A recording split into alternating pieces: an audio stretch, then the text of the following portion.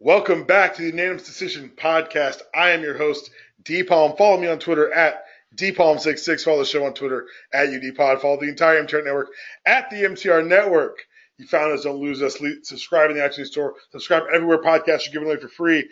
Leave a 5-star review. We'll read it on the air. I will get better about this because I've been informed by myself, really, that I haven't been reading stuff, that I missed a couple. So what I'm going to do right now is I'll pull it up right now and make sure I read the ones on there. And I thank everyone who leaves the 5-star reviews. It helps us out tremendously. We're doing the thing. We're in that place in time, kind of a little transparency. We're like taking the show on the road and like getting the networks getting bigger and certain things that we taken care of. And the reviews really do help us out. This is from Captain Ingenuity. It's maybe one day the Falcons will. I'm not even reading the rest of that title. That's rude. Say what you will, the Jameis Winston jokes are plentiful. Thankfully, I have a unanimous decision to listen to when my Bucks continue to underachieve under Duck Cutter. D-Palm comes through with the great guests and all the sports knowledge and insight you could ask for. And yes, maybe one of these days, the Falcons will join the ranks of Super Bowl winners. But until then, 28-3. Again, the policy is you leave 5 stars. I'll read what you write, even if I don't like it very much. That's a little painful. Let's get right into it. We got a guest today, the homie Mike Felder. What's up, man? How you doing? Man, I'm doing fantastic. How are you doing? Man, it's that perfect, like weirdly perfect time in sports where if there's not a great NBA game on, there's probably a great NHL game on. If there's not a great NHL game on, there's definitely baseball you can throw on in the background. If there's not that, like and plus we're nearing the end of the idiocy that is the NFL draft. So it's all coming together for me. Yeah, I'm ready for the draft. This is my first draft not working in about 5 years, so I'm going to get to watch a little bit of coverage. I've been able to also like pull myself completely out of the fray so I don't have to answer a lot of the dumb questions. So the level of stress I have is so low right now. And there's no stake. There's nothing in it for me. So that's a big plus of not having to do the draft. But I'm curious to watch the coverage because when you're in it, and you know this, when you're in it, you don't get to kind of take in what everybody is doing and how they're making it work. So for me, I'm as excited about these guys getting to start the next step of their career as I am for being able to see how people are working this coverage and if they're maximizing it. I'm so excited for you to watch it because this is my third straight one where I'm not fiscally invested in any way in the draft. Yeah. And it's so much different. I'm really excited to watch you watch it because it's a completely different experience because you're like, oh, I'm just here for either entertainment or excitement for the kids or like watching, like you said, how different rooms handle different things. Yeah, it's interesting to me. And then you throw in the added, like the media element for me is also interesting. I'm curious to watch how teams handle it, but also like, are they going to, like, I don't know. I think about things like a producer now. And when you start to do that, you start to see, oh, they missed this cue, or why wouldn't they put that footage right here instead of there? And so I'm starting to think about all that stuff because at the end of the day, and I know that you got in on this too. We're talking when Andy Staples talked about tipping picks. At the end of the day, they are doing this as a courtesy to the NFL in terms of waiting to announce the pick, waiting for it to let Goodell announce the pick. Everybody in the truck for ESPN already knows who the pick is, which is why the B-roll comes out the way. And I'm just curious to watch how they make that work because, man, I've never had this eye that I have for all that television stuff now. So being able to sit down and watch it instead of working it and having it in the background on mute is going to be very different. It is interesting, and I think it's cool because you'll be able to see, like you said, the scenes and what's happening. But I'll tell you what, like, because I lived in a world where I would know the picks before they were announced too, but like, yep, it's not. And for what I think, honestly, because now obviously I don't care as much, so I'm not trolling Twitter. But if I see a pick come early, I might say something. But yep. I think people are here for the experience of the draft. I don't think tipping picks honestly matters at all. It's like asking me if knowing that pro wrestling is a work ruins it for me. It's like, nah, man, I'm here for the show. Like I feel like people who are that about the draft are here for the show. Yeah, and I think that you're here for the show. I also think that there's, I think picks are news, man. And so I'm all for tipping it. The quicker you can get the news, the better. Especially, guess what? What if they get one wrong? Then you have a whole other situation. So I think it's an interesting spot to be in. I'm looking forward to watching the coverage, especially since, hey, listen, Mike Felder's putting pitches together. If I can shore up your draft coverage, baby, I'm going to go ahead and write all that stuff up, send it to my agent, and see if we can get something popping. I definitely hear you, man. Before we get too deep into the show, I do want to take a quick second. Say rest in peace to Bruno Sammartino, WWE legend. And then for people like they say, oh, the WWE is one thing or other thing. I'll tell you what it is. When you're the champ, that means that the company has faith in you to lead this company to make some money. Bruno Sammartino was the champ for 8 years. They took the title off him. The guy who replaced him, it didn't work. Then they put the belt back on him for 4 more. That's dependability, that's marketability, and one of the true good guys in the business. And now that's behind us. Felder, I called you on today because I think sports need fixing. And I think that we can do it. I think that between the two of us, we got enough knowledge and comedic ability to fix some of these sports. And I'm going to start with the sport that needs no fixing at all, the NHL. Look, every year, you drive the bus. I complain. I don't complain. I just notice, like, tacitly that there's no regular season hockey to be found easily on cable. And I got to work for it and look for it. And I'm never going to do that. But once you get to the playoffs and the cup, I'm here. There's not a better period in sports than overtime in a playoff hockey game.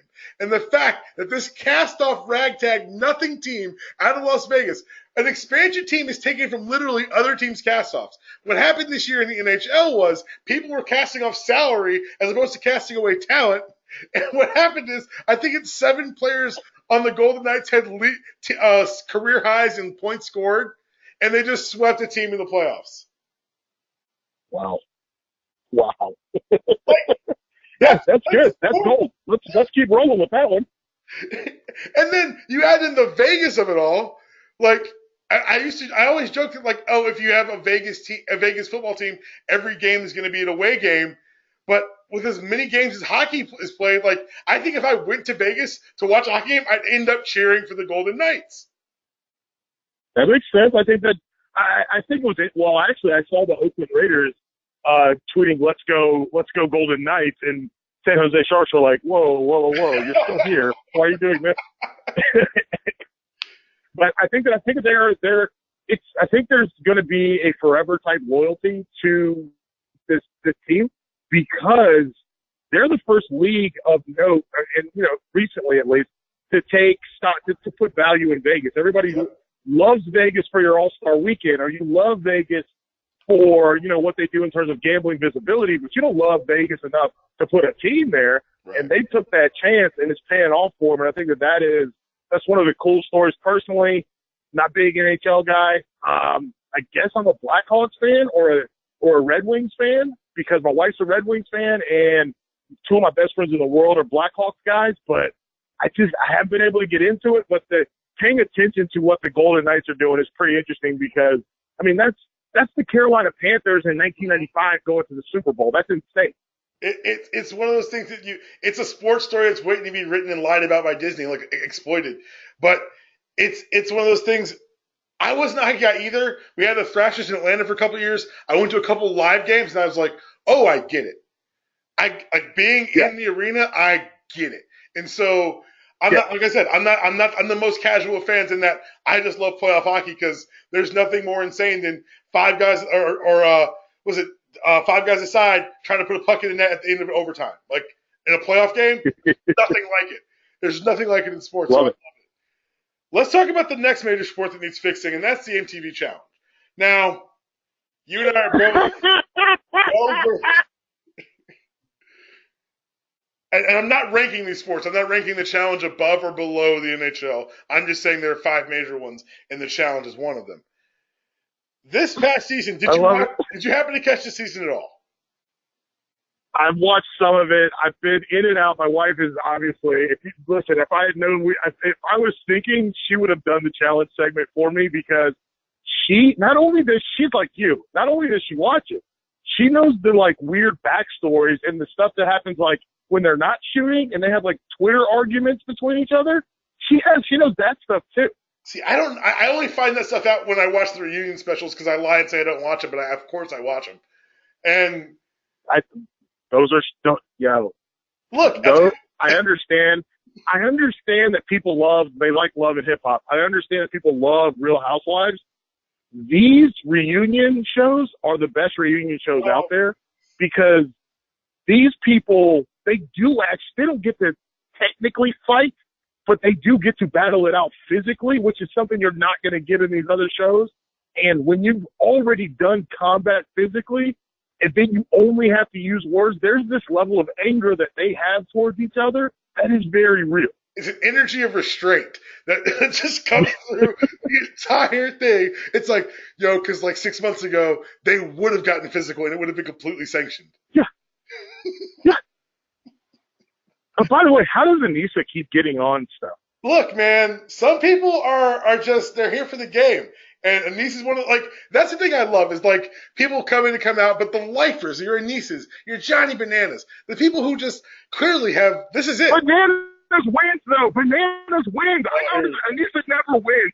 Here we go. You're a Bananas truther. All right, that's fine. I'm not a Bananas guy. Listen, if I was going to say I'm anything, I'm a Darrell, I'm a Zach guy. Those two. But Zach made the final this year. But Bananas wins. So, I understand why they want him back. Anissa, when she was back, and I can't remember the other lady's name, but they both were I was like, you guys can't do a pull-up. It's just not going to work. See, and that's why you have such a small view of the game. The game is more than just the physicality. The game is the house. The game is the game. Now they're bringing in people from other reality shows who are like, I know how to do this, and they're getting worked like a speed bag because it's a different environment when you're in the OG's house. Look, I'll tell you what, this season. Do you know these people? I know. Do you know who these people are? They're other people. Oh, no. I have no clue there. You know who they are? They're cannon fodder. What was the guy? Is the guy named Kyle? The guy with the accent? They brought on 5 British people this year. It was from UK's Are You the One or some shit. I'm telling you right now, they did not come prepared. They didn't do their studying. They're like, oh, we're going on a reality show. No, you're not. You're going to hell. You're going to hell. It's horrible. It's horrible. I'll tell you what, this season, I'll just say about this past season, Vendettas. They brought the physicality back to some of those, the one-on-ones. It was, I watched some stuff this time. They brought in so sometimes you go to the final and say, you're not going to compete tonight against each other. You're just going to compete against a mercenary. And they bring back an old champ to come fight you. Yeah. Derek put on some big British dude for 20 minutes. He beat this shit out. It was amazing. It's definitely, it was one of those, that's on the highlight reel. That's on the challenge highlight reel, along with CT backpacking Bananas. But yes, I do want to commend the challenge. Vendettas may have put the things right. I need you to back off. Because now they're going to run the series called Champs vs. Stars again. And oversaturation is what's going to kill the challenge. I need I need an off season. It's not it's not even that the need of an off season. It's Champs versus Pros or whatever it is not good. One of them is Booby Miles. He's not a star. Not good. He's not a star. No, not 2000. It's not good. It's not good. This is not good. So I love this. The actual challenge is good. The actual challenge Vendetta is good. The Pros, is Victor Cruz hosting again? No, they got The Miz now. And I'll say this about The Miz. It's worthwhile having someone who's in front of a live camera every Monday night doing that. Yes. He's so much better. That's the plus. He did the reunion show, and I was like, oh, he's working. He's running this room like he's supposed to. It was really well done. I was like, oh, that's because he does this live on television every night. Yeah. Nice. He's not Victor Cruz. He's just, can I please sell my lifestyle sneaker? Victor Cruz is like, I am unemployed. What do you got? I'm unemployed. What do you got? That's what you want. What do you got? The challenge? He brought no Sure. At least the Miz is a 2-time challenge champ. He brings a legitimacy to the champs. I'm still not going to watch Champs vs. Stars. Sorry, it's not appealing to me. No, not happening. All right, next sport we're going to try to fix, baseball. Now, this happened this week on Twitter. Baseball Ninja, a highly followed Twitter account that shows pitches, and I guess I don't follow. but it's a lot of gifts from baseball. But if you've ever followed baseball on any social media, you know that they are draconian in their social media policy. If you talk about a game, you might get a phone call. So putting up gifs of sports and then having it kind of amplified on the internet is a great way for MLB to notice you and get you shut down. Then he wanted to act like he was being crucified under some unjust policy. Meanwhile, the rest of the internet knows you can't use MLB gifts. You just can't do it. Am I crazy, or is this guy like some sort of like egomaniac who thinks his gifts are really that important? Here's the thing. Honestly, like as a former employee of Turner, I feel some type of way because I know that I would never be allowed to do what he's doing, but he's on rogue. So he's just allowed to do it, and people like it, so they don't care about the actual rules. And I say that even though I know in people's head they're like, well, it's with promotion of the game. He's not doing it to promote baseball. He's doing it to promote himself. And I think it's the same thing with the same thing happened to what is the SB Nation GIFs. It happened to Aaron Nagler, not for GIFs, but for he was posting like videos that were longer than the 7 seconds. He was posting like 30-second, 1 minute videos of NFL stuff, and Aaron Nagler got suspended, who writes about the Green Bay Packers. He got suspended, and he had to cut his time down. The NFL did the same thing, and I think that it's one of those things where if you've never worked for a stakeholder and you've never had rules, then you don't understand the rules, and you don't understand why there are rules. So I've looked at what a rights and usage contract looks like, and I've looked at and not the whole contract, but I've looked at the language that they use in terms of, like, let's say with Bleacher Report, we bought college football stuff. We had to wait until after the game was over to be able to post things from college football. And then we only had the rights to SEC, Big Ten, Pac-12, Big 12, and, like one other conference, not the ACC. ACC rights didn't become available until the Monday after the games were played. There's a lot of complicated languages in there. And I think that because most people don't know about that stuff, they don't care about the rules. They just like the cool video or the cool image that comes out, and so they want you to run with it. But when you start to look at all those things that take place and the amount of people that the amount of filters that people that are playing by the rules have to go through versus people that aren't playing by the rules, I think it's one of those things. It's very similar to, we live in the culture of give it to me for free, give it to me fast. And it's the same with music. And we went through music piracy, which led to streaming ultimately. Like we're going through it now with movie theaters and early release and can I just have Movie Pass and blah, blah, blah. But this, I think, is a product of the same exact thing. And because people just like the gist that he was sitting, they want it free. They want it now. They don't want to wait until the game's over to get it from a legitimate source. And to be fair, a lot of these legitimate sources also do not do a lot of the creative stuff that we see. Maybe it's a Bubba Prague from, I believe, Deadspin, or Rob Friedman, the pitching ninja. Maybe they don't do things as creative as he would do, as they do. And I think that's where we see teams starting to drop the ball. Although I will say this, I think we're going to be at a major crossroads in American sports journalism in the next few years, not because, oh my God, nobody buys newspapers, but because if teams and players can put out their own press releases and they can do their own videos and they can do their own that, what the hell do we need some of these other people for? And I think, that's one of the things that's become, like I said, a larger growing concern about the entire industry. But I think almost this baseball ninja guy is a bad example. He's a bad hero because you're right. The language is draconian and over the top, but you look at what league has grown in the last year, 17% in viewer engagement in all ratings is basketball because the NBA is like, have at it. The NBA put out a letter before the season to all its players and said, be socially active and be conscious and be visible and loud on social media about these things. They want to engage the fans in this way, and people are buying in. Meanwhile, you've got other sports worried about other demographics and people who are mad about people who aren't even being controversial. They're saying common sense things. Yep. And I think that's the thing. I think you're right. I think we're crossing streams with, well, you're not letting this guy promote your game. Baseball has a humongous social media problem. they're the sport whose fan base is the oldest and is aging the quickest. The NFL is behind them, obviously. It's kind of right behind them in terms of a fan base that's aging People and don't aging notice quicker, not getting younger. NFL drop-off coming too, yeah. Yeah, people don't realize that, but it's coming unless they engage younger fans. They don't seem to have a desire to engage younger fans of color, fans of different sexual orientations, fans that are women on a level that's actually treating women like humans, not, hey, wear pink, breast cancer awareness. So I think there's some huge problems there. I think for Major League Baseball, shutting this down, it speaks to a bigger problem that they have.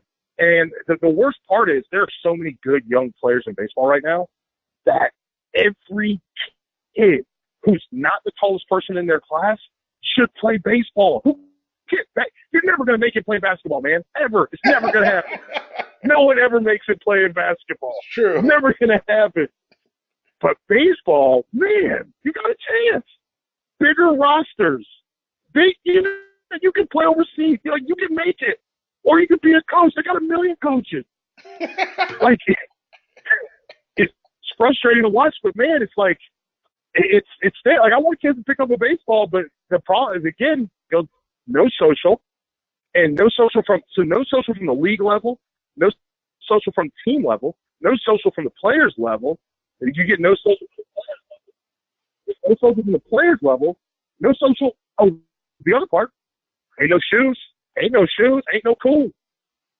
Yeah, you don't have anything cool about it. Got nothing cool about it. The thing is that Mike Trout's got a shoe. Have you ever seen it? Mike Trout could walk into my house right now with a Mike Trout jersey. I'm like, who is this big man in my house?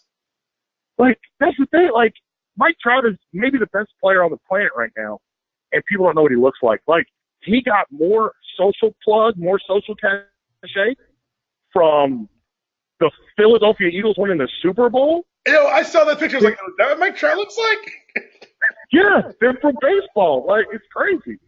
So it's one of those things that just for me watching it, the pitching ninja thing, I understand why they suspended him because, like, that's their policy, and I also don't feel bad for him because you are breaking the rules, and like right. There's a bunch of I think about all the baseball writers who can't tweet that stuff, can't post that stuff because they have a standard they have to follow, and so I definitely sympathize with them more than him. But at the same time, baseball, you've got to promote these young guys. I mean, you're telling me that you got two gigantic monsters playing in New York City and they're not everywhere? Like, it's crazy. Why don't they have a catchy nickname yet? This is ridiculous. There's no way they could call them the Twin Towers, which is what they should get called, but you can't say that. No. Why is Mike Trout the best player of possibly our lifetime, but Ohtani is the story? I'm sorry, but if you've got those two cats on the same team in a major market, you can't sell it. It's over. Hey, listen, I mean, everyone that doesn't know about Ohtani is hitting and pitching. He's unbelievable. Like, he swings a good stick. He can really hit. Obviously, I think he's back on the bump in the next day or so, and he's back to pitching, and he's throwing like after the first outing getting rocked by Boston. He had two really strong outings in a blister, and now I think he's coming back healthy. What they called a full gorilla bullpen is what he threw, and so he's ready to rock and roll. So I'm looking forward to watching more of him. I have been trying to wait on buying the MLB extra innings, the MLB TV baseball package, but I think I'm going to pull the trigger on it because I'm going to need to watch him. I also need to watch the Astros. If you don't know, now you know, reigning World Series champs. But it goes back to something we just talked about because I have friends who weren't basketball fans, but they would get on Twitter and be like, yo, I got hit with about 30 Steph Curry gifts in a row. Yep. I got to watch. And he's like, now I just watched the Warriors. He's like, I will stay up to watch the Warriors because I was brainwashed by Steph Curry gifts. I want to be brainwashed by Ohtani gifts. Felder, I want to be brainwashed. I'm asking for it. The MLB, they don't do – like, this is the thing that – and for me, just because I spent so much time with recruiting and so much time around college football is out in front, even of the NBA, of the social media thing, from a team, not from a player perspective, but from a team perspective. and they hire young guys that know what's cool, that know the songs that are cool. They go and they hire those things. They create it. They create this content to put out so that recruits want to watch it. Because if you're college football, the number one people that you're marketing to are high school, sophomore, juniors, and seniors. Right. And they put that stuff in front of those guys. So it's cool. The NFL doesn't do it. They're very bad at, oh my goodness, they're horrible at their use of social. I think that NBA is working on it. They're getting much better. They have jokes. They have fun. Major League Baseball so far behind, but if Major League Baseball was able to do like something that wasn't corny, like For one they have second. they have a good step. Hey, this is cool. Then they take like 3-4 steps back and they're like, oh no. I'm like, man, what are you doing? Just hire some of these, like there's guys already out there. Pay them money to jazz up what you do so that you can be better at this. You're not. I mean, I got nothing for you. You're 100% right. It's Like, they say they want to grow the game. Look at basketball. Like basketball is growing the game. Do that. Yeah, basketball legitimately they came to a crossroads. What was it, early 2000s, basically? Mm-hmm. Yeah. The Allen Iverson era, and right when they're stepping into the LeBron James era, and they were like, listen, hey, you know what? Screw that guy, screw that 40-year-old white dude, that 35-year-old white dude that hates the NBA now that Jordan's gone. He thinks college is better. Screw that guy. You know what? He's never coming back. We could do the pull your pants up, wear a suit thing. It's never going to work. He's never coming back to the game. What can we do? And it was a collective effort between Nike, between obviously Adidas and a little bit in now Under Armour, but also with the NBA and with its players. And they decided, you know what? Let's push. And you wrap that game up with Dwayne Wade, and you wrap it up with LeBron James and Carmelo Anthony, and you wrap it up obviously now with Steph Curry and James Harden. But they sold this game not to the 35-year-old white guy who said he hates the NBA, but they sold it to his 6-year-old kid. And his 6-year-old kid loved it. So guess what? I want some Steph Curry. That dad's got to spend the money. He still has to spend the money. And that 6-year-old that really loved, Davidson's run through the NCAA tournament and had Steph Curry when he was with Monte Ellis with the Warriors or whatever, that really loved the start of that. Now that kid at that point, now he's 12 and now he's 18. He's maybe in his, he's growing up. The kid who's 6 when LeBron James got into the league, that was our freshman year of college, 2003. I don't want to talk about it. Right? Listen, we've accomplished nothing compared to a person who's our senior. That was literally my 15-year high school reunion is next weekend. Yeah. Yeah. I know. Mine too. 15 years ago, man. Yeah. But you do a 16. If you're senior in college. If you're 6 in 2003, Ooh. 15 years, you're 21. You love the NBA. You love LeBron, or you love the anti-LeBron. Like you love it, or because they push it hard to you. Or you look around and you say, "Oh, look what's next after." Like that's the thing about the NBA. They've been so good since the Jordan thing plateaued and fell off of not just allowing one star to dominate. They've created tiers of stars. And like, you don't like this guy? Great, we got Dame Lillard. You don't like Dame Lillard? Hey, look, Anthony Davis. You're not an Anthony Davis guy. Joel Embiid. Like they go deep, and it's not like there's just fluff or flash. These guys are good. Yeah, they're good. They also, I don't know, maybe it's just something, and this is going to sound controversial, but maybe it's just something about playing basketball. I think that they're just better dudes, man. Like, I'm not saying that like every football player is like a grimy, like disgusting guy, but like these dudes are like, I think maybe it's because you can't blend in at all if you're a basketball player. Like short basketball players are 6'3". 6'3" dude in regular life is taller than everybody. Well, that's something I've always told people doing the sports agent thing is that the players who like are the gaudiest are going to be the football players because like if you go to the club and you see like if you're there and the Falcons and the Hawks are there, the Falcons are the ones wearing their numbers in some way. Yes. Because we wear these helmets. There's no way to tell who a football player is. Basketball, no, it's 6'7" motherfucker. Like that's easy. Yeah, I know this guy. Like I went to Carolina. Oh yeah, people couldn't tell you what any of the football players look like in person, but they know Tyler Hansbrough, they know Sean May, they know all of them. But you're 6'8", 6'8" walking in Pantana Bobs. That's not, you know what I'm saying? That's not a 5'11" running back that weighs 215. Oh, man. So, but they don't like, and you know, maybe they smoke a little weed, but at the end of the day, basketball guys, all they drink water, they hook up with girls, but they do it real quiet, and then that's it. Unless you're Tristan Thompson. Tristan Thompson's the true throwback, man. Offensive rebounds and acting like we don't have camera phones. I don't know what's wrong with him. He's a 90s player for real. He really is on like a Charles Oakley level. Like, what are you doing? Tristan, are you a time traveler? What's wrong with you, sir? Nobody will ever see what I'm doing. Tristan, did you know you're 7 feet tall? You did. All right. What are you doing? You know that we can see you, right? You are 7 feet tall. Oh, I laugh, but it's a sad situation. But you got to be better. You got to be. I laugh at Tiger Woods. You got to be sneakier than that. You can't be wanting to get caught. And Chloe's the best one. That's the other thing. Chloe's the best one. I never ranked them, but I'll take your word for it. I'll just say this: you can't just act like you're not getting. Oh man, I think Chloe's the only one that got sense. She got real sense. This was a cry for help. This was he didn't want to cheat. He wanted to get caught. He's 7 feet tall. Obviously. He's 7 feet tall. He wanted to get caught. Let's talk about the NFL because you and I talked earlier. The draft is here. Fortunately for us, with no consequences. Someone who I think is going to have to deal with some consequences.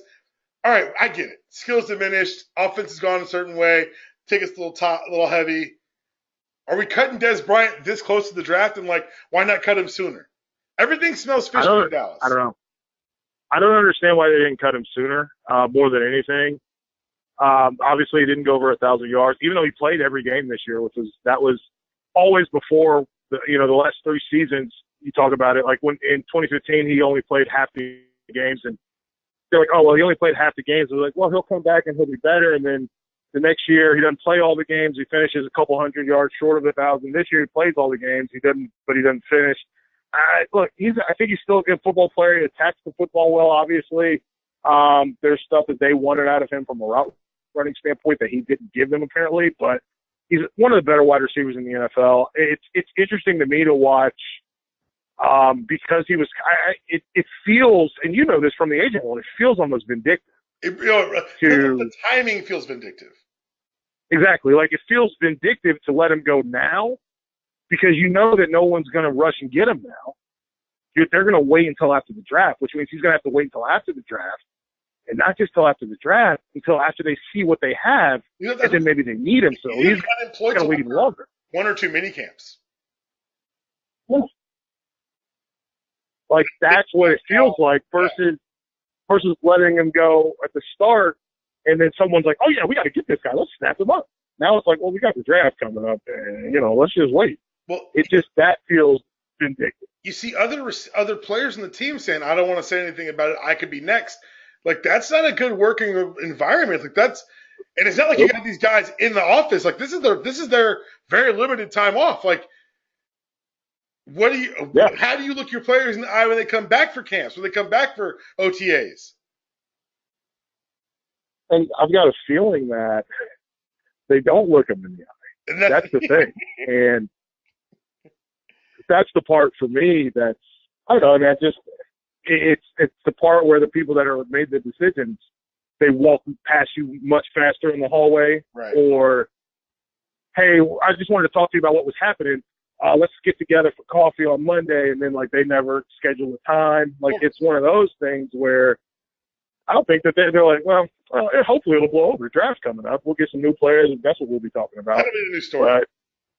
But when you're a player, if you're Dez Bryant on that roster, who felt more secure? Witten, Dak, and who else felt more secure than him? Who would have thought was more secure than him on that roster? Yeah. What? The Martin guy on the offensive line and Lyle Collins? We're talking about 6 or 7 players that were like, nah, I'm good. And they're like, no, you're not good. You're gone. Goodbye. And so when you're below, so all the 35 or 40 players that rank below him are all like, oh, man, Well, babe, you know how remember we was gonna go to Cancun? I got a mini camp, so listen, Dad said he wanted to throw on the weekends now, so I'm showing up. I know we're looking to stop renting and maybe buy, but let's keep renting for a while. It feels safer to rent right now. Yeah, man, like it's scary. And again, the timing thing, you hit the nail on the head, and that timing thing is what feels the most wrong because there's nothing. He's done. It's over. He's done. And people will say, why won't his agent do this? For speaking from that place, this agent has other business with the Cowboys. Yes. But when you see an agent speak out, that's when things get really ugly, or he's got one client. Those are the two options. Yep. Yeah, it's bad. I'm rooting for him. I think he works hard. He's Brian is a Gunner Brewer. He's a Gunner Brewer guy, so I'm rooting for him. For a second, as a receiver, you mentioned he's a number one guy, but his skills have diminished. Is he equipped to do number two things? That's my question now, as far as people like, where can he land? Where can he land? Oh, look in New York. Brandon Marshall his way out of there. What do we do? And I'm like, well, wherever he goes, he's got to be number two, but he's got to know that he's the number two. And that physically, can he do the number two thing that you need to free up a true number one like an Odell or a Julio or an Antonio Brown? Well, you asked two questions. I did. One, can they do it? But two, the other question that came up to me is, what is the number one wide receiver in the NFL? Because obviously we have big boys. You got Odell, you got Julio, you got those guys that they're tried and true number one. Antonio Brown doesn't play football like a number one wide receiver. That's a great point. So could you pair him with someone like that? I think you could. But that's not everybody's game, and I think that's the part that the other part is at what price? It's got to be that 1 year tryout. Like, I'm sorry, this late in the game, there's not much money out there left. No one's really sitting on a whole. Well, certain teams are, but they're trash. But a lot of teams aren't sitting on like a bucket of free agent money. Yep. It's got to be that. And that's the other part. They waited for all the free agent money to get spent. Then they let him go. It's so ugly. Like, people are like, oh, it's business. I'm like, this isn't business. I know business. I've seen business. This was not business. And maybe it was. Maybe they did it. This is how they do business. It feels, from the outside looking in, personal as hell. Yes. Go ahead. It's just it's frustrating. Like, watching that is frustrating because, again, we see what's happened. Like, we see, okay, you knew you wanted to get rid of him. You knew that. Yep. You didn't want to trade him. You wanted to get rid of him. And you wanted him to basically have to sing for his supper somewhere else. That's basically what it feels like to me. Is that crazy to say? No, that's exactly what it feels like. It feels like they're trying to teach him a lesson. Which is ridiculous. We can go into, that's a whole other 2-hour podcast, I think. Yeah. But we've finally made it. We've reached the end of draft season. Next week, the prognostications will stop mattering. Who shares an agent with Mel Kiper will stop mattering. Hi, Jimmy Clausen. And we can finally get down to the glorified personnel meeting that is the draft.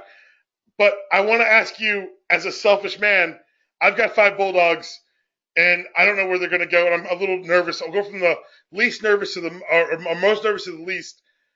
Davin Bellamy.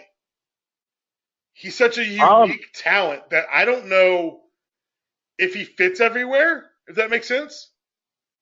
Yeah, I'm going to be honest. I would love to see him play somewhere like Baltimore, Pittsburgh, where he can come off the edge and go make problems for people. I don't think he can be like a stand-up, every down linebacker. Which is what they tried to do to Jarvis Jones.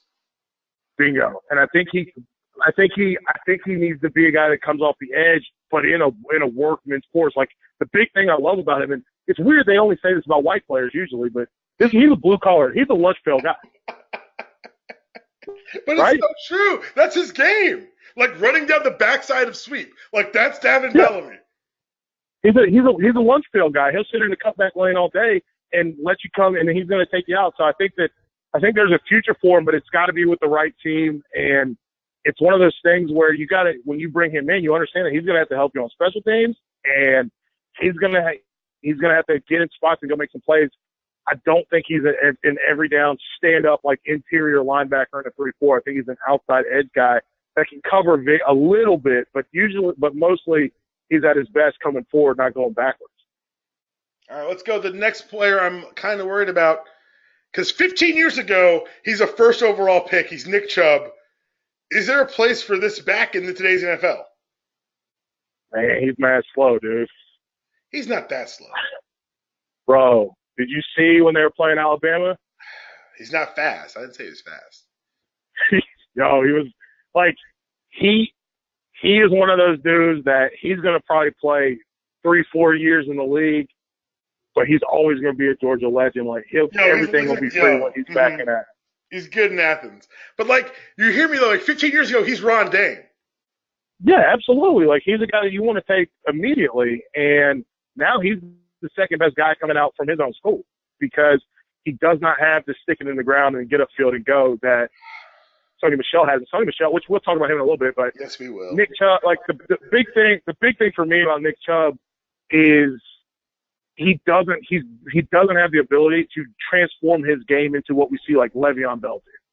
Because Bell had that same sort of heavy workload at Michigan State. I'm a power guy between the tackles. I run through you. I'll make you hurt. And then he got to the NFL. He lost a little bit of weight. He was able to be a little more shifty and more of a consistent running back for them. And he had a little bit of the ability to turn, a 5-yard run to a 15-yard run. And I just wonder if you're going to be able to get that 5-yard run into a 15-yard run at a Chubb. And this is funny. I went and had drinks with my dad and my brother, and they brought up Leroy Horde. And I think that may end up being what he can do, which 15 years ago, 20 years ago, that's perfect. A guy that's like, hey, you need 2 yards, I can get you 3 yards. You need 5 yards, I get you 3 yards. And like that's the tough thing for him is going to be, can he get you the extra yards that you need? And I really wonder if he's going to be able to do that. And what kills me is that, and maybe I'm looking at it through a fan's eyes because I'm a big fan of this kid, but he lost so much at the top end after the injuries. Bingo. And it just kills me because I'm like, as a selfish Jordan fan, I'm like, I'm glad you came back in that shadow game. As a human, should have went. God, get out of here, man. Yeah, man. Get out of here, man. Yeah, man. Just because, just 2 fewer years in those knees.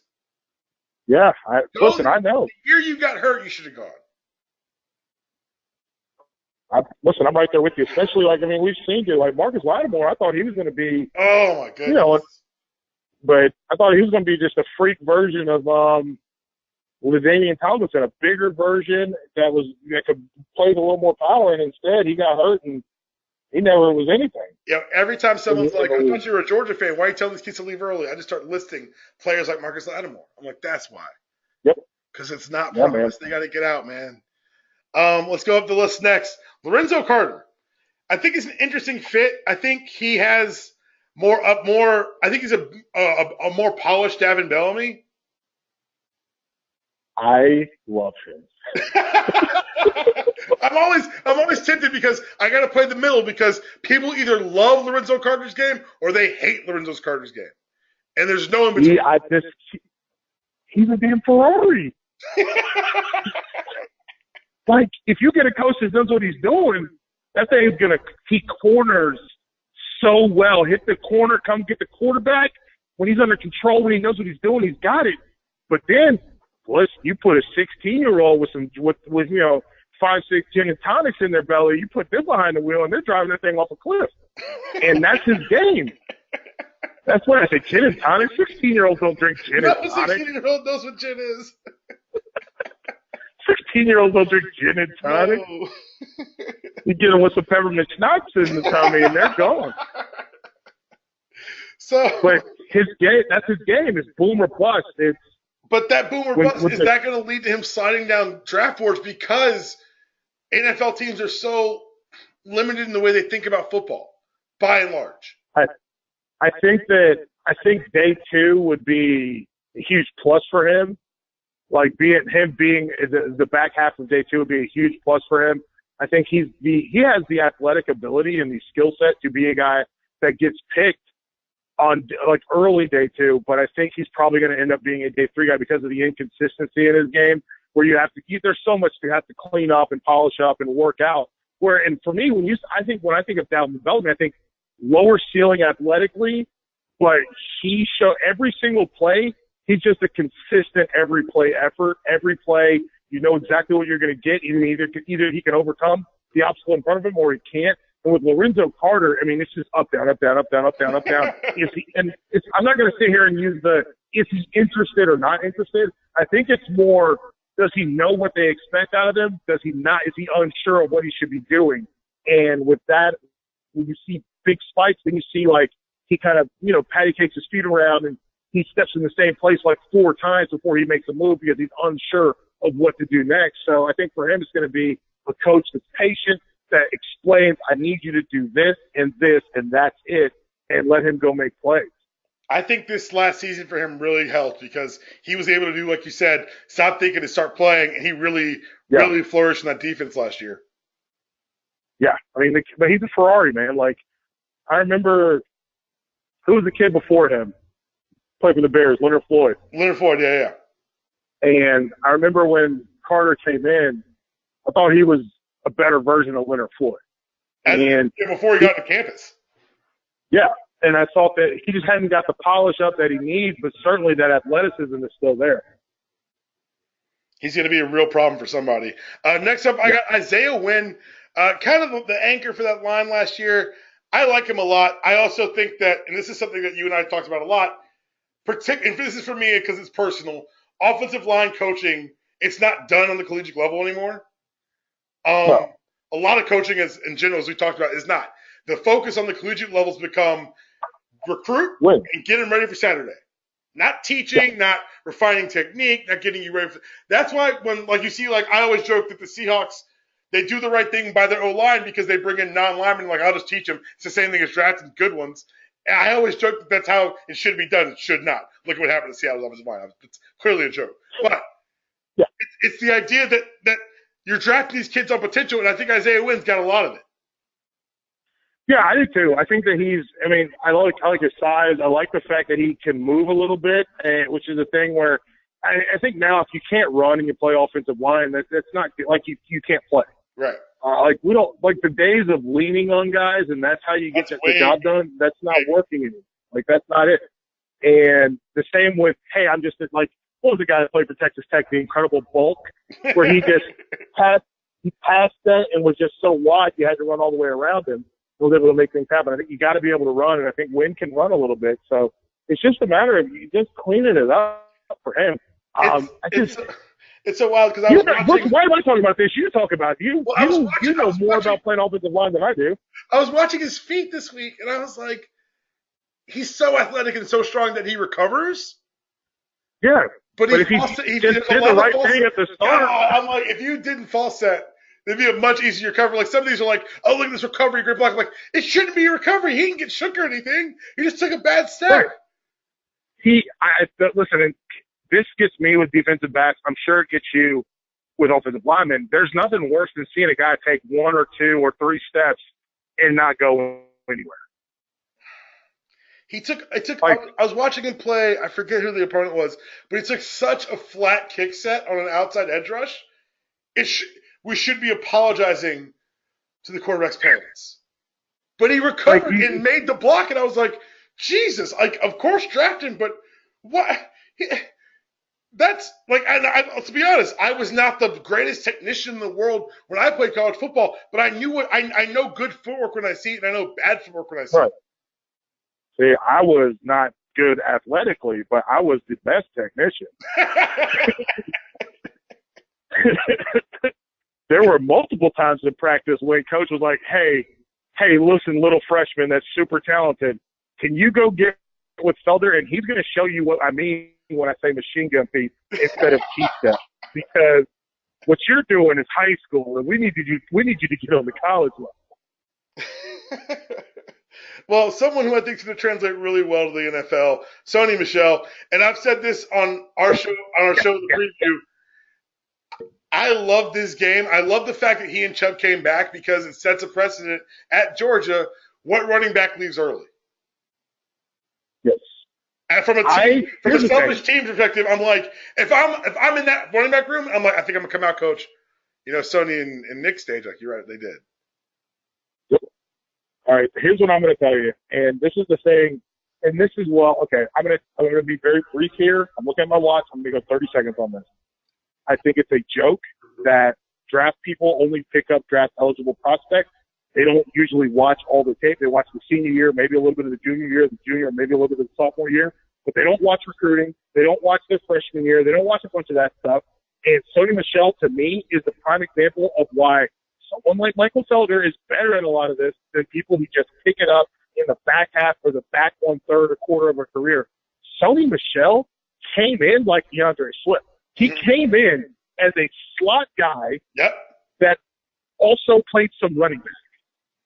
Yo, I'm so glad you bring Georgia fans know this, but most people don't bring this up at all. He was Percy Harvin. He changed his entire body and his running style to fit what Georgia needed, which was a guy that could run between the tackles, that could break tackles, and still kept enough speed to run away from Alabama in the national championship game.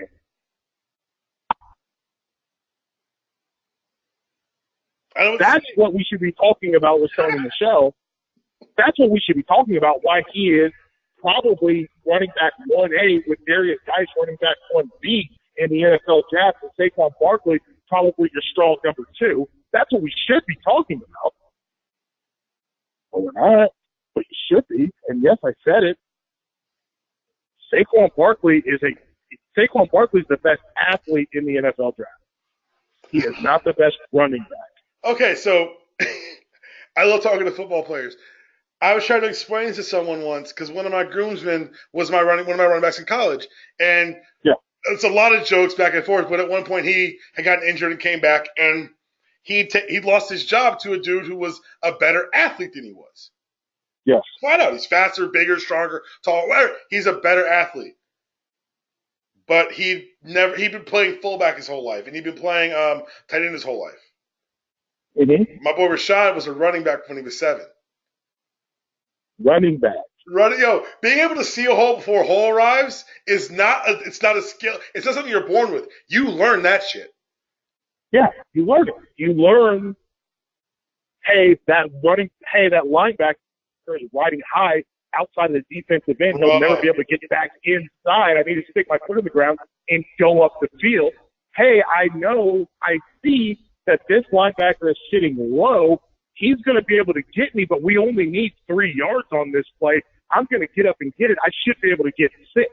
It's that immediate high-speed mental calculus and athletic response that, the best running backs are technically geniuses. It's something you can't even, talk to. And that's why I'm so high on Nick Chubb, because he has that mind. He's got that running back mind. His body's betrayed him a little bit. Sony Michel's got it both. Where I bet if you ask him some of these runs, what were you thinking? He says, I don't know. He's like, my brain, because his brain does the calculus for it. Yeah, I think that, I just think, for me, I think Darius Geis is phenomenal. I think obviously Sony Michel, for me, I think he's the best running back in the group. I think Saquon Barkley could end up being a Hall of Fame running back. It's a matter of, it's not just his mind, figuring out where the holes are. It's also him being willing to just take a little bit instead of trying to get a lot. That's always been, and I didn't watch a ton of Saquon Barkley, but every time I did, I felt like every play had to be a home run. And with Sony, I feel like every play could be, and I think there's a big difference.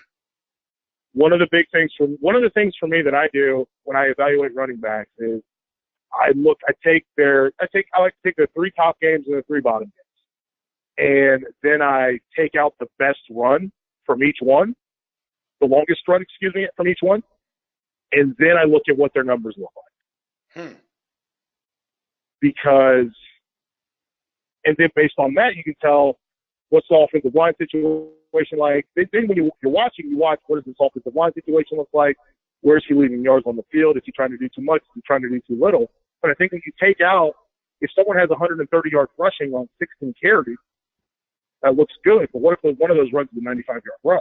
Right. Now we're talking about, 40 yards on 15 carries. 15 carries. Right. That's not so great. And so I try to do that when I look at running backs, just because they're not all going to be home runs. And you can't count on those home runs. And I think we saw Saquon Barkley hit a rough spot against Michigan State. We saw it against Ohio State. We saw it against Michigan even, where if he hit home runs against Michigan, he hit a home run against Ohio State. No home run, I don't believe. That would be a home run kick return, I think, against maybe Michigan State. But he didn't have consistent success. If you can't have consistent success, that means your team can't count on you every single play. If they can't count on you every single play, they got to take you out of the game to put somebody else in, which means you're not on the field, you're not helping. And like I said, I'm an unabashed Nick Chubb fan. I can't lie. I was in the building at the national title game, and I kept thinking in the second half, why isn't Sony getting the ball more? Exactly. And that's how I know he needs to go ahead of Nick, because I don't want to talk. I'm still a little hurt. Someone who didn't hurt me this year, the best player on the field for the University of Georgia last year, Roquan Smith. Yeah, man. Look, is there a better backer in the country? I'll have the argument. I think he's the best. I think he's the best linebacker in the draft. Tremaine Edmonds is good. I don't think he's Roquan Smith good. Roquan Smith, for me, I remember seeing him. Was it 2014 he came out? Yeah. And remember, because he didn't commit on signing. He didn't sign. He was supposed to go to UCLA. They jerked him around. He said, I'm staying home. I'm going to Georgia. And the big thing of UCLA? Yeah. Oh, huh. We told you about Jim Moore, right? We told you about Jim Moore a couple years ago on this podcast. Anyway, go ahead. So with Roquan, I saw him at the opening, and I'd seen him at the opening. I'd seen him. He came out he was 2015, right? 15, 16, 17. He was 2015. Saw him at the 2014, the opening, and I wondered if he was going to be big enough to play inside, because he did everything else well to play inside. But I wondered if he would be big enough to play inside. And he didn't gain a ton of weight. He gained 15, 20 pounds at Georgia. Mm-hmm.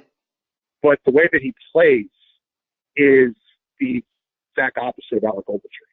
And look, I understand Ogletree's made a career for himself, but I hated the way that he played linebacker at Georgia. It's true. That's because he dragged people down. I don't want a linebacker to drag people down. I want a linebacker to meet you in the hole because he knows what's happening, and then to make you go backwards. That Oklahoma play is if anyone's like, what do you think of Roquan Smith? I would show him that play. See, I show them the Auburn play.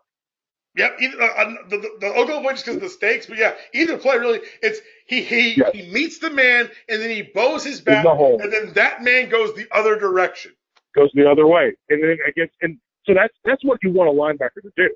But then against Auburn, you see him in coverage on the scramble drill, and he reaches up and just bats the ball away in the back of the end zone. No problem. That's a modern-day linebacker. He can do everything. It's so wild. So the way we were talking about Sony and Nick and their vision, ability, and running back, that's the same way with linebacker, except if you learn a lot as linebacker, you can cover up not having that natural ability. Yes. But when you've learned a lot and you have that brain, he's really good. I mean, I think that the only player that I think is better than Roquan Smith in this draft is probably Minkah Fitzpatrick. Mm. That's it. I think Minkah 1, Roquan 2. You could argue me, and I would put Roquan 1, Minkah 2. I think that's 1 and 2 in this draft. And then Quentin Nelson, probably number 3. I think those are the 3 best football players in this draft. All right, man. So we've reached my favorite part of the podcast, the favorite part of the year, the one thing that will never need fixing, and that is the NBA playoffs. We just had a 6 sweep of 3 as Anthony Davis and Rondo put it on Dame Lillard and CJ McCollum. I was on this podcast last week talking about, maybe, just maybe, the Pelicans can steal 2 because I think the backcourt's just too much for them to handle. I need to shut the fuck up because apparently Rajon Rondo found the rejuvenation machine and was like, playoff Rondo is back. How long has he been off the radar? I mean, since the original Big 3 in Boston? Yo, he was balling for Boston last year and then broke his hand against Cleveland. Like, he's been a guy that I've enjoyed Rajon Rondo. Like, he's got arms that are criminally long. His hands are also giant. He has an alien body. Like, you remember those aliens that when we were kids, an alien only looked one way, and they had that huge head. Yeah, the gray with the long arms. Yeah. That's his arms look like that. It's nuts, man. He's everywhere, and you're like, wait, he's been doing this for how long? You start doing the math, and it's one of those things where you don't realize someone's been in the league that long, but then you look up and all of a sudden they've just been dominating. Oh my God, I just looked up. You know what his wingspan is? What? 7 feet. Yo, like he's 6'1". I was about to be like that. I hope I didn't say anything offensive saying that he had like those alien arms. No, you're but right. That's wild. You're right on it. But he's like at this point, if you're Portland, you get the 3 seed, you got Dame Lillard, you got CJ, someone's got to go. If you're a 3 seed and you get swept, this is the first time a 3 seed's been swept by a 6 ever. It's like it was light work. Like, that's crazy. They won those games by like 20. Like, it wasn't like nip and tuck, hard fought for. No. They whipped their asses for 4 straight games. And I knew. And the thing is, this is what I warned people about. Anthony Davis in the playoffs was going to be a fucking problem. And now he's here, and I don't know what we do. Because they got the Warriors next, and I'm going to be real, I don't know what they do. Because if Steph Curry's not 100% and you put Rondo on Curry, what do you do? It's going to be, like, this is going to be very interesting because, like, I don't think that and I'll be honest, even for me, I don't think the idea that the Warriors wouldn't be in the finals ever crossed my mind. And people try to make those stereotypes like so-and-so's hurt. Like, it never really becomes a reality that maybe the Warriors aren't going to make it. You're right. I have to deal with this now because my mind. Here we are. Anthony Davis said after Game 2, we're not happy just being here. We want to win something. And they won one already. And I know that people say, and I say, youth does not win in the NBA. You have to have veterans. You have to take some lumps. Rondo has taken with him as your point guard, that's when he gets scary. I'm not necessarily scared of the Sixers. They're too young, I think. I'm not necessarily scared of the baby Bucks. I think they're just too young. I think Jimmy Butler's not a great leader. I think their coach is a psychopath. I'm not particularly scared of the Pacers. I think LeBron's going to do it to them. I'm recording this before Game 4, so feel free to chirp at me if I'm wrong. I don't feel like Toronto's a real basketball team. I feel like the Pelicans make me nervous. I feel like we've all saw what James Harden can do in the playoffs and pull that vanishing act. And when he goes, that team, the fact that they won that game with him scoring like 14 points is reprehensible. Yeah. But I'll tell you right now, with playoff Rondo at the helm and Anthony Davis out to prove something to someone, I don't know what to, like. There's a legitimate fear, like you said. Maybe we don't see the Warriors in the finals.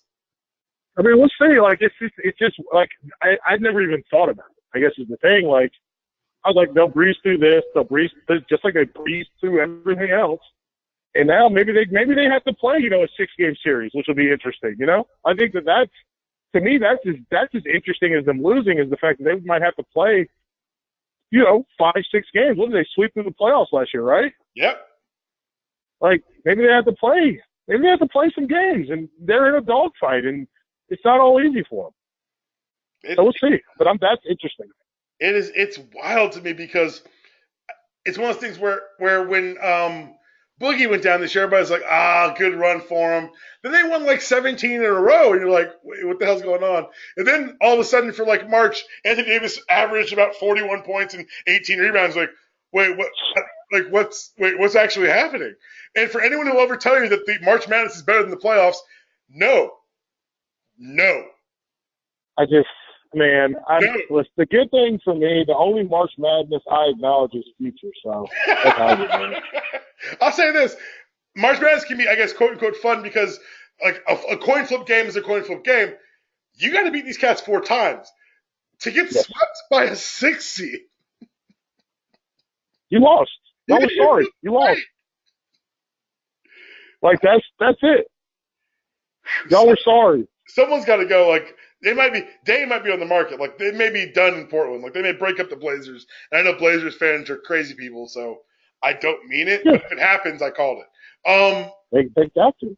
The last topic I want to talk about is the King, LeBron James. Now, I heard a lot of chirping after Game 1 with the Pacers. LeBron didn't have the greatest game. His supporting guys didn't show up at all. He still had a triple-double. Game 2, he did the 16 to start the game. Game 3, I missed most of because of the comedy show. But I'm sorry. Maybe I'm just conditioned. Maybe, like you said, same high school class. I have a teammate in college who played against him in high school. And he took a picture with after the game. He's like, will you sign my shoes? Like, thank you. Like, thank you for whipping up my ass. Like, he played him in football, too. Said it was the worst cover he's ever been involved with. Yeah, because the dude is he's insane. We're in year 8 of this is his 8th straight trip to the finals if he goes this year. Like, I don't have it in me to tell you that I'm worried about LeBron James down 2-1 to the Pacers at 5 o'clock on April 22nd. I don't have it in me to lie to you like that. I watched this man go down 3-1 and win the finals. I'm sorry. They won't lose because he won't let them lose. The supporting cast, he did that with Matthew Dellavedova, my dude. Like, I'm sorry. These young bucks are going to figure it out because they have to, because he's going to make them figure it out. I do think it was quietly very mean to put them all in that suit that only he looked good in. Like, the rest of them looked like the tailoring was just off enough. It looked a little awkward. Like, he's wearing, like, the boot with the short. Like, I can't wear that. I know me. I can't get away with that. And apparently, I want to get into the boots, but I can't. I don't have that confidence to pull off that boot with the suit. I don't have it. That's not me. I know me. That's not. I can't get there. I go with the blue tux at the wedding, and I felt like that was like at the edge. Nah, I can't go with the short suit pants. I can't do it. LeBron can do it. Jordan Clarkson can't do it. Like, there's a lot of J.R. Smith can't do it. A lot of guys didn't look right in those suits. I think that the gesture was nice, but you can't lose after you do the suits, man. Oh, you got to win. You can't lose. You can't give up a 17-point lead at the half. I was at this comedy show. I was trying to be just kind of quiet. I looked at my phone at the half, like, 17. Put that shit away and laugh my ass off the rest of the night. I feel like J.R. Smith didn't even get his pants, done. He was like, what is he supposed to be tight? Yo, Isaiah Thomas. Like, Isaiah Thomas. His pants look like they just came out of the box. Like, thank you. Like, I can't say what I want to say because my friends on this podcast, but yes, everything ill-fitted. Don't tell me you got them tailored because they didn't look tailored. It's a nice gesture, but LeBron, like, maybe get something everyone can look good in. That was a very LeBron-centric suit decision.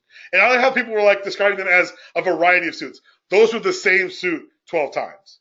Yeah, it was a uniform. They look like they work in a restaurant. That's the nicest maitre d' outfit I've ever seen.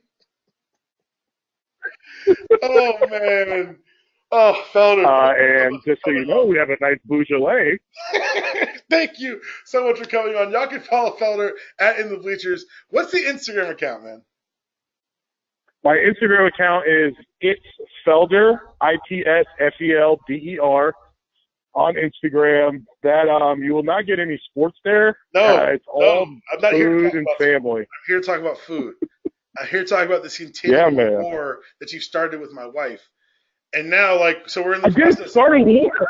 You didn't start it, but you're in one. You don't even know about it. I keep telling her, she's like, I want to tag. I'm like, don't take a picture of this tag Felder. Just relax. You're fine. Like, I just think. You can tag me anytime you want. No. I told her, I said, I don't want these problems, and you don't want these problems. Felder is a competitor, and this is when he's not even competing. Like, he's just showing off now. I don't want to stoke those competitive fires. Let me. Here's the thing. Everyone gets the wrong idea about me and cooking. Okay, I cook because it brings me a real joy. I love the way that I feel when people that I care about eat my food, and that's all that it is to me. I have a good time in the kitchen, and it's like this is my home base where I feel the most comfortable. And it's not. I am competitive. I get upset. Like, I don't get upset when people are like, "Hey, what do you think about this? Hey, is this good? What do you like? Is this? Hey, man, I did this." I get upset when people that I know can't beat me talk about beating me. And that's different. That's a different thing. I don't think your wife is talking about beating me and stuff. I think she's just like, she's like, "Hey, yo, like, I cook too. Like, I'm killing it. I love it. Let's all kill it." But when someone that I know I could destroy, it comes at me, that's when I get mad. That's the cooking version of Michael Jordan's Hall of Fame speech. I just happen to love basketball. I just hate when people try to get in my way. Like, that's what that was. Like, girl, like, listen, I know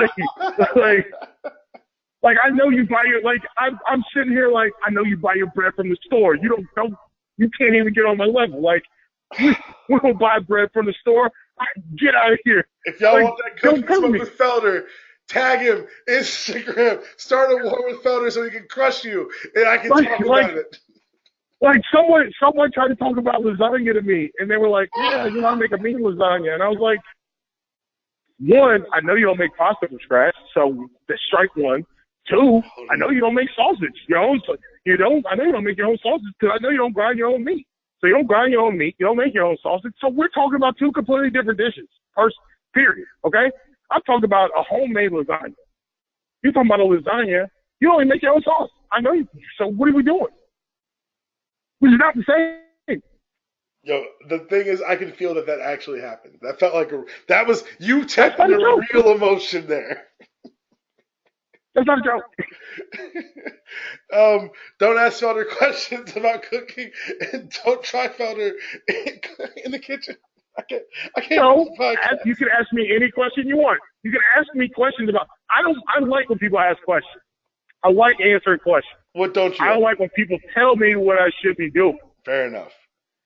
Don't. You know what I'm saying? Like, do not tweet cooking tips put the time in the bleachers. Don't do it. Please. Like, literally, we had a whole thing about Brussels sprouts. It happened twice on Twitter where I was like, people were like, "Oh, man, those Brussels sprouts look good." And I was like, "They're disgusting." And they're like, "Oh, well, what you should do." And I'm like, no, you're not understanding. Yeah. I think Brussels sprouts taste disgusting. I make Brussels sprouts probably better than you've ever had. But they taste gross to me. See, I was one of the people who's like, I can't like the Brussels sprouts, but I'm also not one who's like, you don't have to like what I like. You can like what you like. Right. Yeah. I make a bunch of stuff that I never eat. I'm going to give you behind the scenes. Almost every plate that I take a picture of is my wife's plate because there's a bunch of stuff on there that I don't eat.